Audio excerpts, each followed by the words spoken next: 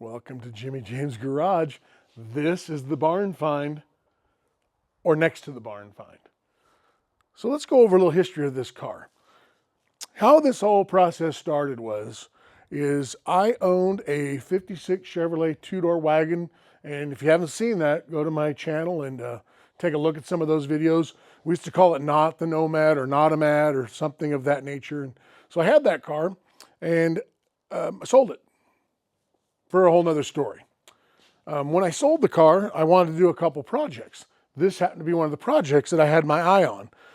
Approximately a year ago, go ahead and if you want to look at that 56 one, just look at my channel, you'll find it on there. And then also, why don't we stick around to the end, because I do have a question for you at the end pertaining to this car.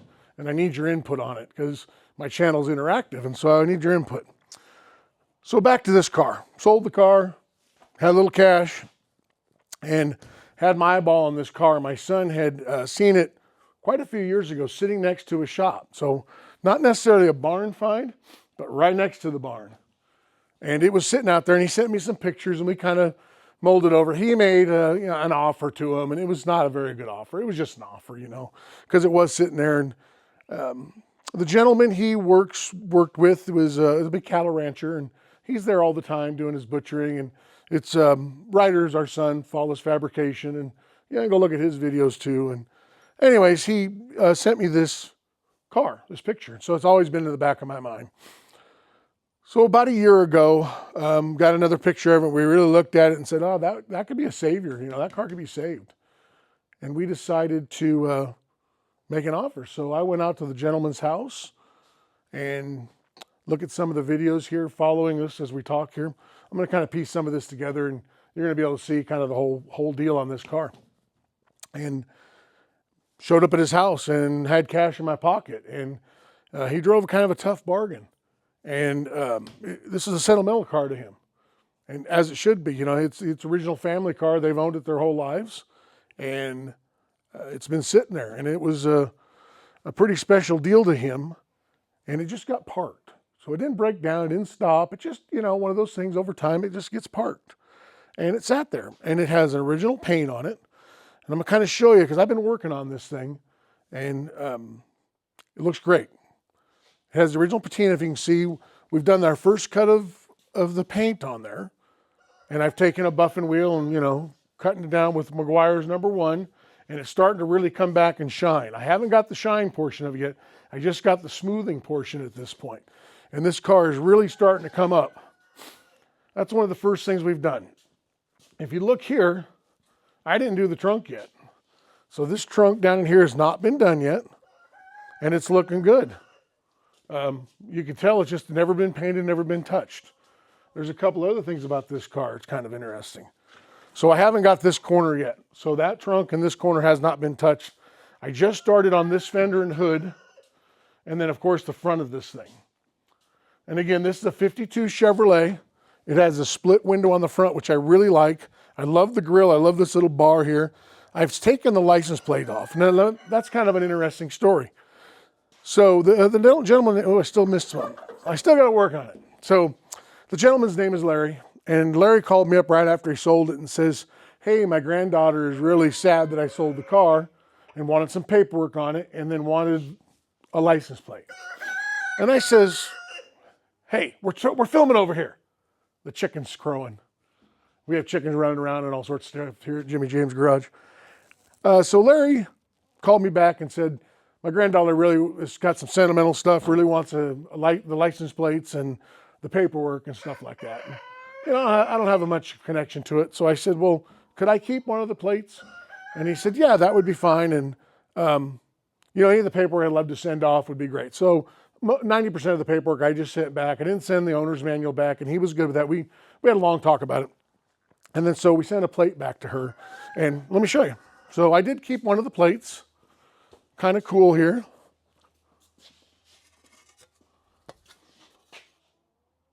I don't know what WBS 052. I'm thinking it's a 52. It's kind of a personal plate of some sort. But kind of what I really want to talk about the plate isn't it cool, but it says 1991 on it. And I think it says February. Yeah, it says February 1991. And they might not pick it up on the camera, but that's what it says. And Larry said they parked it in the late 80s, early 90s is when they just stopped driving it. And if you look real close here, right here it says in 86 it has 9,067 miles on it, which is 10,000 mile car, because right now on the odometer it says 10,000 miles. And then the other thing of this thing, it still has the original owner's manual, 1952 owner's manual, and the dealer that he bought it from in Lewiston, Idaho. So it's a local car. And when I say he lived in Washington, he just lived across the river. He lived 5 miles into Washington. So, and the car was in Moscow for a while, for a long while with his other part of his family. And then it, it gets back here. So back to the paint. What I'm doing is I'm cutting this thing down. I'm going to polish it. The other thing we did on this, show them right up here, put new tires on it. So we got some white wall tires going on there. And we cleaned up the wheels and started getting all that done, looking good. So we had to get it so we can roll it. That being said, well, let's not skip that far yet. Let's get back to the interior of the car, show you how original this thing is. This car has original upholstery and squeaks. That's original upholstery. Now it's so deteriorated that when I was vacuuming it, I ripped some of it, just trying to vacuum up and clean it up. It does have a little hole in the floorboard that we are going to patch and repair. Original door panels, original paint. Like I said, it's 10,000 miles. I'm not going to poke the camera in there. You're just going to have to believe me. But it does have 10,000. I doubt very seriously that it's 110,000 or 210,000 or whatever, because we do have the documentation on the registration, and then we do have the documentation on the speedometer. And then here's the other thing we have. So we're going to skip up to the motor part. I've already fixed the springs. We're kind of wore out on this on the opener. Got those replaced. But as you can see, the springs sag a little bit on this. We're going to have to do a little work on that. But we had a problem with the engine being froze up. And if you look how clean that is on the inside, and you look at the motor, how clean it is on the inside, it is most likely 10,000 miles. There is nothing touched on this thing. It is just as original as can be. There's no weird stuff in it at all. So let me put this back here. It's very original. I mean, it has original battery holder, and I mean, original radiator, and it says 52 on it. I mean, just original wiring, and just everything is original. Just very, very cool car. You just don't see them like this original. So you're going to ask, why would you pull the valve cover off? Because the motor is stuck. Motor was seized up, stuck, would not move. So as you're going to see, what we did with it is we put a bunch of different junk in there into the cylinders, popped all the spark plugs out, and I poured the mystery oil and all the stuff. You can name it, I've pulled it. And here in a second, I'm going to show you some of that footage we did. And then it broke free. We were able to get it to turn over. And it's a turning over car. Now it's going to be started and run. We're going to get back to that in a second. I'm going to show you something else in this thing. Let me get the keys out of it. But if you come back here to the trunk,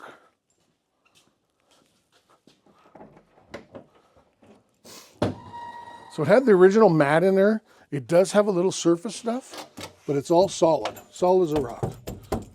Very, very, very nice. And I have the original mat. I pulled the mat out and I'm scrubbing on it.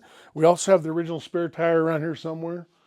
And we also have the fender skirts. This car has complete fender skirts in it. Again, we got kind of a mess. We're putting lights up, things like that. And then, but with the fender skirts here, let me kind of show those. So we have them on both sides. We pulled those off. So complete fender skirts on it. I don't even look like they've ever been pulled off hardly. So those are cool. Those will go back on once we get the caps finished. I'm working on the caps and kind of working on some stuff like, I'm working on these caps, getting them all shined up. Kind of cool. And then like I said, we have the original pad out of it, which is very cool. But just a really, really cool car. Oh, don't close the trunk with the keys in it. All right, gotta make sure you can't do that. But again, you can see how clean this thing is in here. And the paint is just, I hope it turns out on camera because it's pretty brilliant. It's really neat. It's called emerald green. And it's obviously never been painted. Just like a dream. So a very cool car. 52 is one of my more favorites. And again, the reason why I like the 52 is I really like the split window. I like everything about the grille.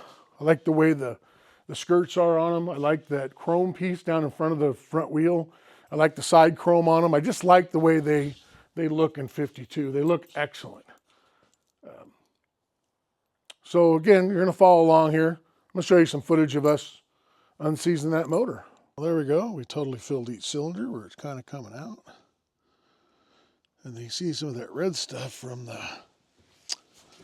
oh, what do they call that? A penetrating oil. So there we go. We are filled up. We'll let that bad boy sit a little bit, see if we can rock it around a little bit, and we'll go from there. We'll see how good we can, see if we can make it happen. Turn that around. So this is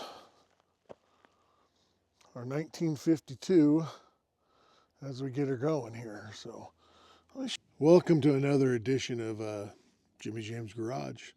Here, as you can see, we're working on that 52 Chevrolet. Still can't get the motor unseized. So what we're going to do here is we are going to went to the dollar store. We got a dollar store funnel, small enough to fit in the hole. And then we got, by popular belief, they say this cleaning vinegar will break it free. Well, let me show you that without falling off this trailer. There we go. Cleaning vinegar from the dollar store. It's actually called LA's Totally Awesome Streak-Free Cleaner. They must use it for windows, things like that. It's pretty strong. We're going to leave it here for a day. And we'll probably end up flushing it out if it doesn't break it free and try some other stuff. If you've been following along, we did the penetrating oil. Didn't break it free. Nothing. Didn't even touch it. So it didn't seize up. You know, the reason they stopped this car is because they just stopped driving it. I'm going to go ahead and pour that in there. It's pretty exciting. And then we're going to see what it does. We'll let it sit for a day. And maybe in a day it'll break it free. That's what they do when they go to another day. We've transported to day 2. There you go. So here we are, day 2 of the little turnover deal. We got this big old pry bar, and we've been rocking it back and forth. Let's see what it looks like right now. So nothing. Nothing. Nothing, I tell you, nothing. It is stuck. So that's 2 days of pouring stuff down in the holes, and it hasn't moved yet. Not even a little bit. So I guess we're going to keep working on it. We'll transport to the next day.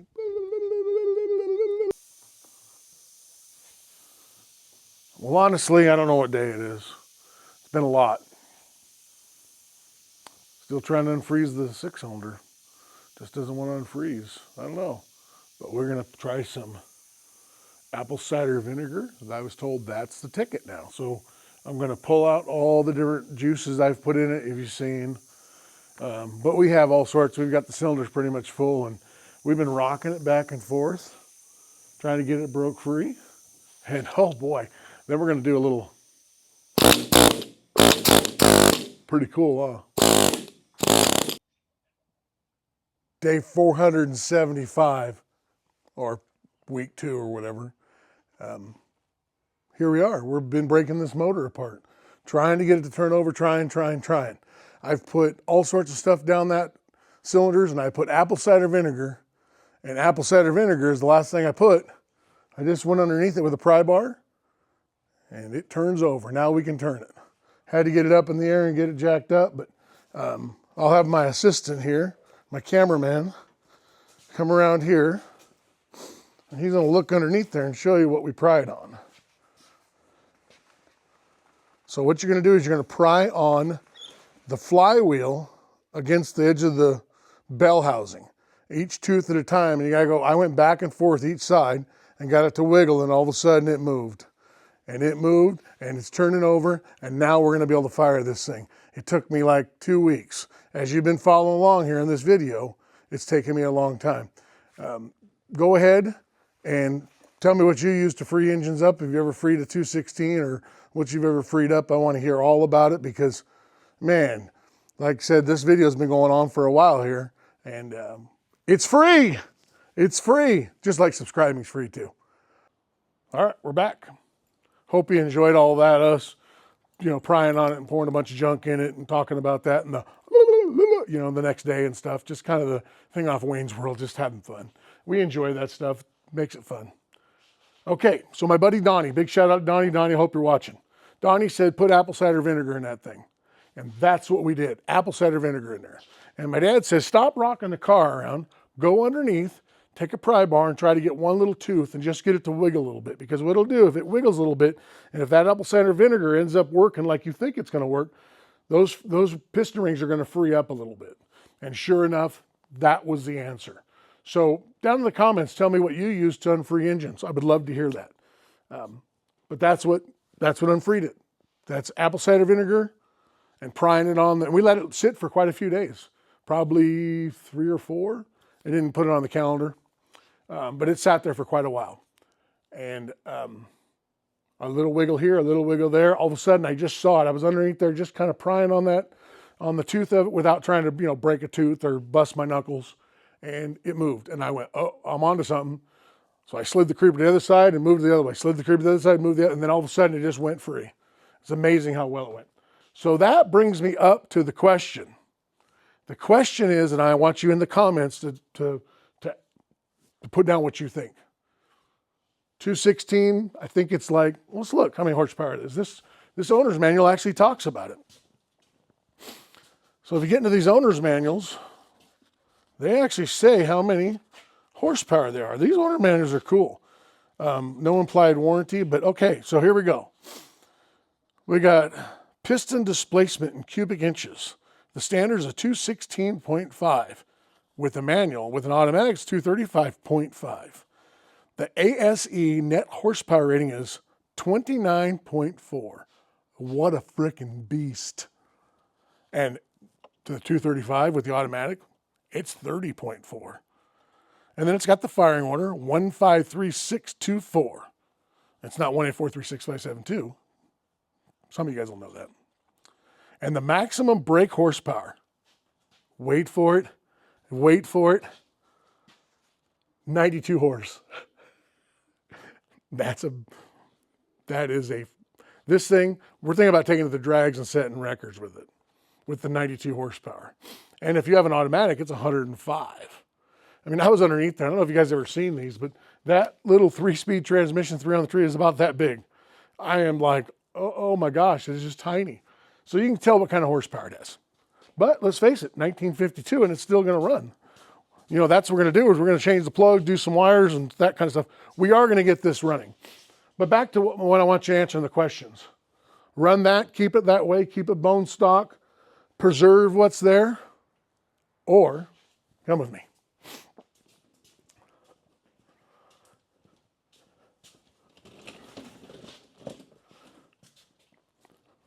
This is out of a Safari. Don't worry about that. That's a Pontiac, but that is not. This is a 5.3 LS with the 4L60E, which is sitting over there.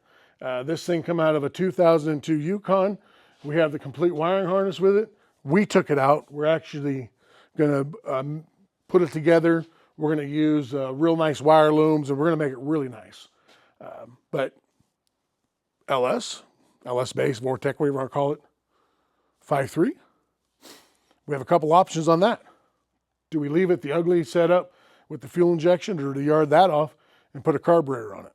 And the MSD box and run the coils and make it look a little more nostalgic with a carburetor and LS power plant with the 4L60E. I have a line on a Nova rear end that'll bolt in there. Do we run it that way? Or do we leave the, 92 horse, I think it was, 3-speed with the 411s with the closed driveline in the stock form. So go ahead, tell me what you think of that. I got one more option for it. While we're talking here on this beautiful 1952 Chevrolet. So this is the 4L60E right here. Have my cameraman show that. That's a rebuilt unit. Bought it from a friend of mine, Chad. Shout out to Chad, thank you. We have lots of projects. You've probably already seen the Safari sitting over there, but let's go this way.